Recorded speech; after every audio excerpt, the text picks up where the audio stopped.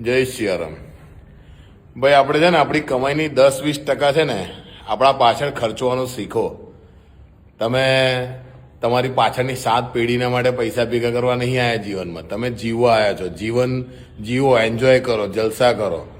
કારણ કે તમે મરી જશો ને પછી તમને કોઈ પેઢી તમને પૂછવા નહીં આવે કે તમે શું કર્યું ને શું નહીં.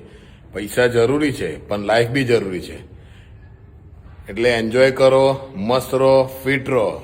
નિકન ઘણા બધા લોકો હોય છે જેને જો કરોડો રૂપિયા હોય છે ને તો એ ભિખારી જેવા ફર્યા કરે સાલાઓ. એ જ જિંદગી, એ જ રૂટીન, એ જ લાઈફ. અને એવા તો ઘણા બધા એક્ઝામ્પલ છે. અંબાણી, ટાટા, રતન ને બધા કેટલા બધા લોકોના એક્ઝામ્પલ છે જે લોકો પૈસા જ ભેગા કરી શક્યા. ના શરીર બનાવી શક્યા, ના લાઈફ બનાવી શક્યા. બસ એમને ખાલી પૈસા જ ભેગા કર્યા. એટલે જ કહું છું કે મસ્ત રહો, ફિટ રહો, જલસા કરો. હર હર મહાદેવ, જય સિયારામ. આવી જ જજો લ્યા, રાત જોઉં છું.